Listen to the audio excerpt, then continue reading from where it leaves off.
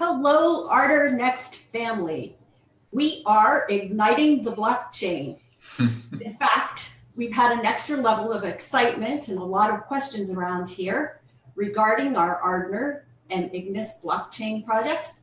I'm the crypto woman. You know me as Elizabeth, and this is Lior Yaffe with me. You also know him as the managing director of Jelurida and a core developer of the blockchains.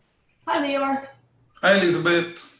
Exciting times. We had a successful launch. Indeed, yes. Very, very busy week, but very exciting and beautiful. And we have a beautiful blockchain running in production for, almost 10,000 blocks now. So 10,000 blocks. Almost. It's like 9809. Wow. Everybody rush and get your wallet installed now, because a blockchain will never, ever be this easy to install again. Wow. Okay. So you and the rest of the team are pretty happy with how the snapshot and the launch went and the distribution of the Ignis and the BitSwift? So yes, I mean, it's a little bit difficult to remember, but on December 28th, we had the snapshot and it went without, I don't recall any problems with the balances. So it went very smoothly. We then released a version. Ardor went to production. After a little, if you remember, you've been online, you remember it was slow in the beginning, so there were some... Excuse me, just a minute, please. Okay, sorry about that. It was a bit slow in the beginning, yes, but it was expected because not everybody was forging, so it takes time in the beginning. It's always, giving birth to something like this is always difficult. And it's working pretty nicely, I must say. I mean, the whole concept of parent chain and child chains that report to it and the bundling is a new concept, never been tried before in the blockchain world. And we are working. We don't have any coordinator node. We don't have I don't know, a set of predefined validators. It's all completely decentralized, like a blockchain should be, and it's working. Yep. So I mean, that is wonderful. Like you said, this has never been done before. This is a new experience, and so we've put out the blockchain. It's running smoothly. And there's a lot of people now who've participated in the airdrop of Ignis that are curious to know when they can start trading these Ignises. And they are, some of them getting pretty concerned. So I thought maybe it'd be a good time to address maybe some of those concerns and give you a chance to speak to that. Okay, so for the guys that maintain their own wallet, they receive their Ignis on time, according to schedule. We had zero problems with the distribution. Anyone who held NXT on exchanges, the exchange received the Ignis. It was expected, okay? Now, exchanges have their own priorities. Which, I mean, I can control, I can release fixes to Ardor quickly and make sure everything is working, but I have no control about when a specific exchange is going to deploy what.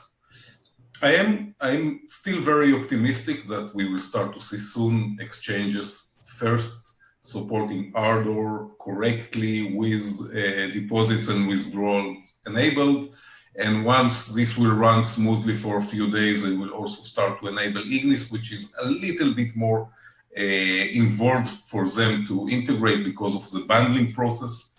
I mean, we are in contact with several exchanges and we explain to them everything. We have very, very specific documentation about whatever works, like NXT.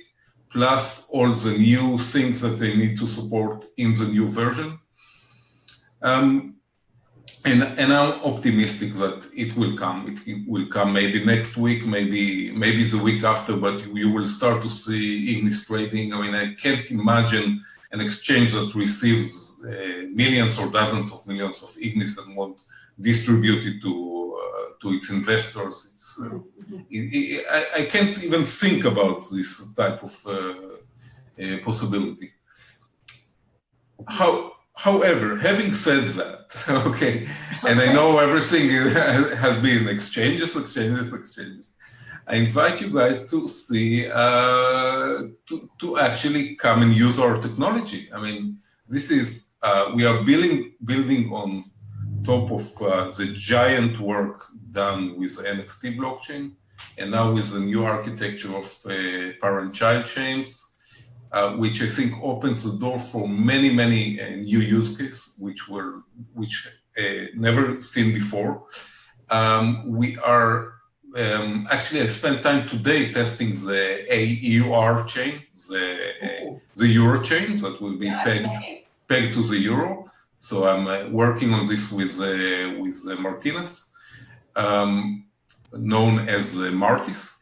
And I'm very optimistic. I mean, I opened myself an account at Mr. Tango.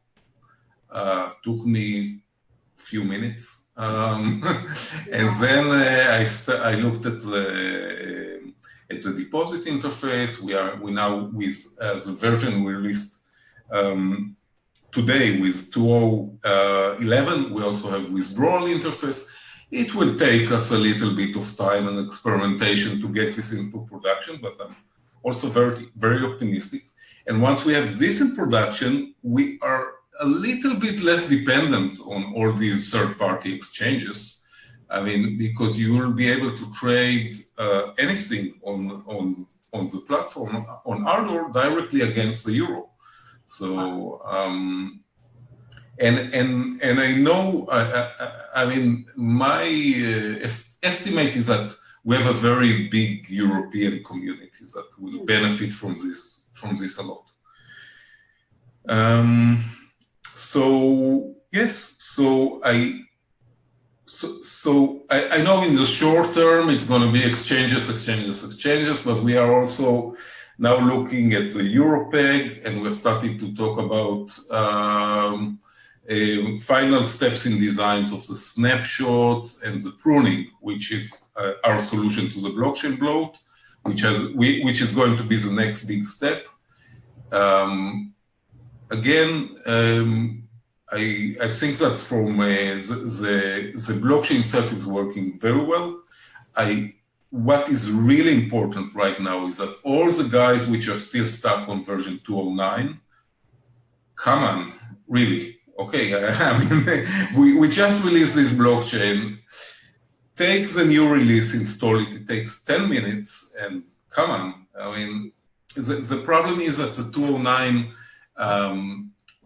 those who are still stuck on version 2.09 may, under certain conditions, generate their own fork, which just makes no sense. They will waste their forging power. And so if you are a big forger and you didn't upgrade, I mean, I can't understand this. I mean, if you have millions of Ardors, at least go to your computer and update the new release. We can't track you down.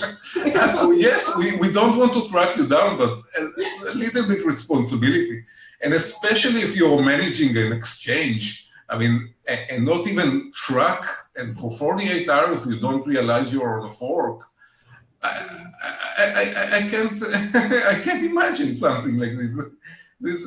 So little bit of monitoring. I mean,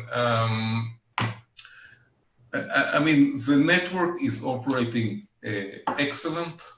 Okay, but anyone who do not upgrade the version and is left on a fork, and that's the problem. I mean, what can we do? So, yep. Well, that sounds really exciting. It's exciting that we had a perfect launch. It's exciting to know that all of those Ignis and are out there distributed to the exchanges successfully, that the Ardor asset migrated from the NXT blockchain to the exchanges successfully. So now all we have to do is wait for that technical stuff to get in place and for them to feel satisfied that they're securely releasing it to the public, correct? Correct. And I mean, I'm working closely with the exchanges. I'm working closely, you know, they asked all the right questions. We explained to them the process. But I can fully understand the exchange that takes its time, takes a few more days for testing. I'm sure they are busy with dozens of other protocols and considerations and security issues and so on, which are completely unrelated to Ardor and may take priority. I mean, but on the other hand, when you think about it, some of these exchanges are making hundreds of thousands of dollars a day just from commissions about our products. so they have all the incentives in the world to start trading.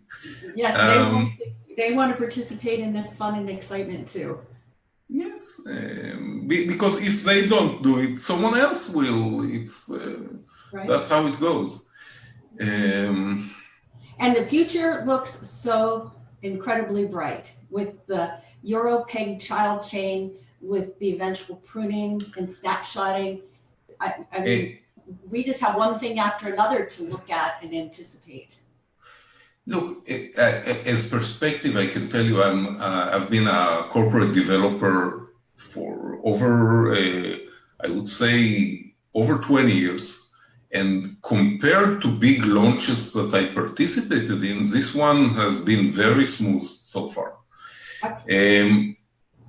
Yes, we have lots of people coming to us with questions of how to create new child chains for their businesses. Mm-hmm. And you know, once the dust will settle with this release, and we are confident that the launch is behind us and the product is absolutely stable, we will start working on use cases for new child chains. We have a long list of applicants for new child chains, but we want to see that it actually makes sense, that child chain is the correct solution. For some of them it is, for some of them maybe it makes more sense to work with NXT or maybe with an asset on Ignis. There are many variations here. But I think that going forward, we need to get this product actually useful applications that will actually show the power of this decentralized platform. So, great. So you spoke about NXT, and that's a lot of the questions that I'm getting these days too, is what are the future use cases in NXT? And I know we've spoken about this before. You've written many yes. Articles even about it, and maybe we could put some links under this video to those.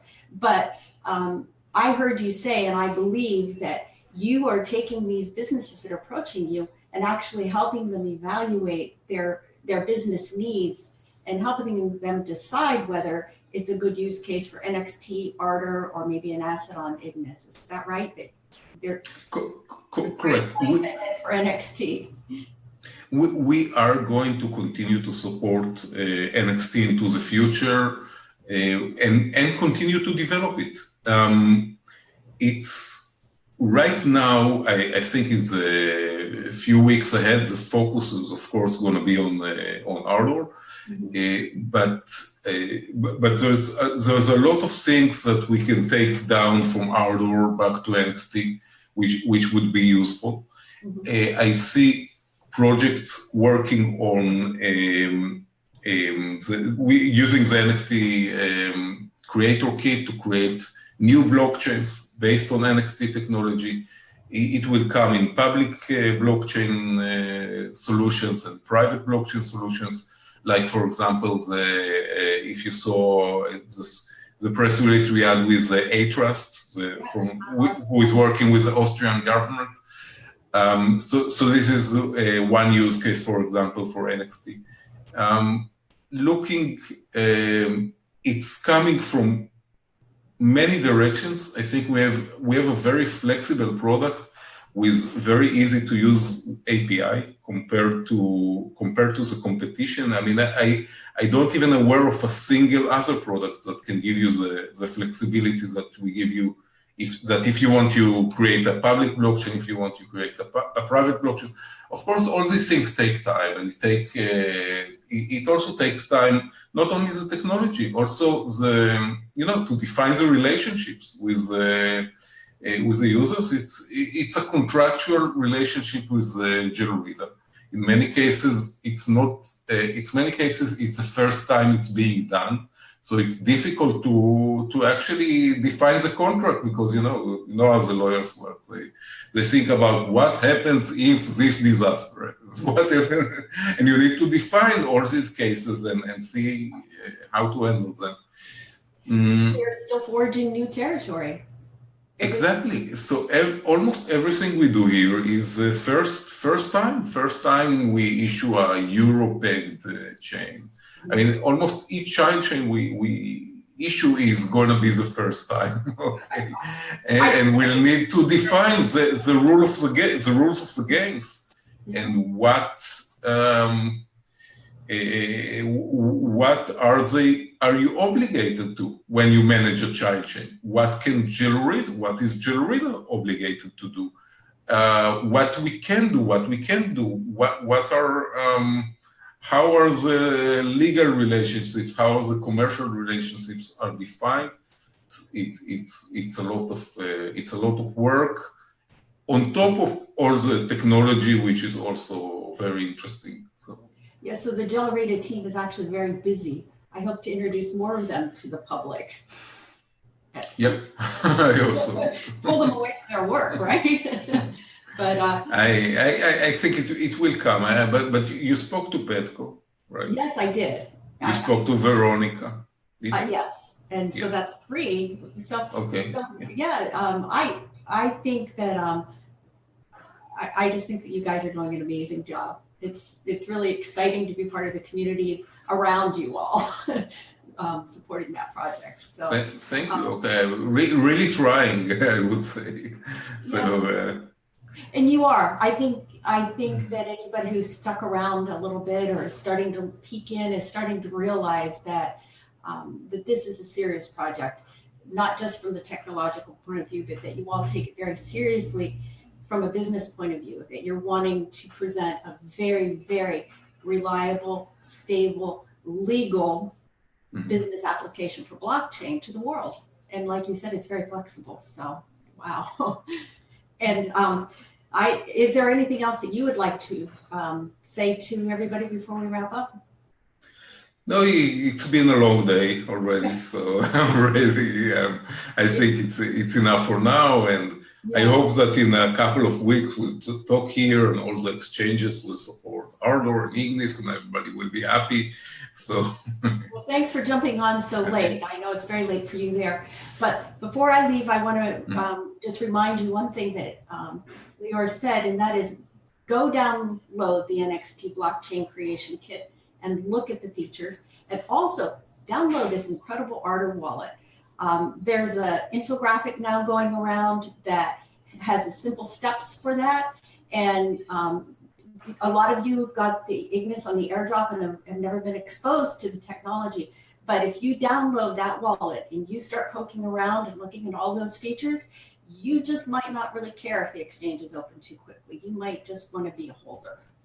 And I think that you should look at it. And do us a favor and upgrade to the latest version. Come on. Yes. And that is 2.0.11. Yes. Okay, super. Look for that. I'm going to try and update some of those links that are relevant to this conversation in the comments below. And Lior, have a restful evening, and hopefully this next week's excitement will all be positive and glorious. Okay, enjoy the rest of your weekend. Thank you. So, bye. Bye.